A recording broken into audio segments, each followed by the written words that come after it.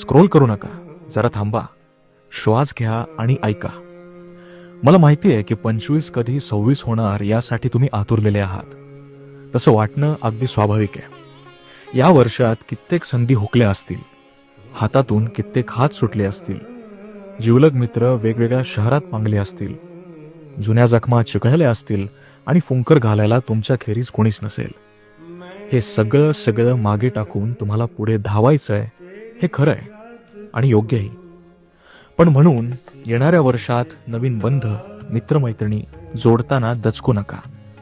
नवी पालवी फुटण्यासाठी झाडांची पानं, आठवणी गळून पडतात या सत्याचा स्वीकार करायला शिका. नव्या चुका करा. कृतज्ञ माणसांमुळे सच्छील लोकांवर आवाजवी रुसू नका. कचऱ्याचा ढीगही आठवडाभरात आपली जागा बदलतो. तुम्ही तर सशक्त आणि देखणे स्त्री पुरुष आहात याचा विसर पडू देऊ नका. वाचा, घराबाहेर पडा, नाटक सिनेमे पहा, रडा, भांडा, ओरडा आणि सगळ्यात महत्वाचं म्हणजे स्वतःकडे परतून यायला शिका. मंगेश पाडगावकर म्हणतात, कधी कधी सगळंच कसं चुकत जातं, नको ते हाती येतं, हवं ते हुकत जातं.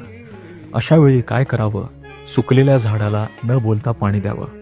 हेच कसब तुम्हा सर्वांना मिळो या सदिच्छेसह मी आपला डिसेंबर.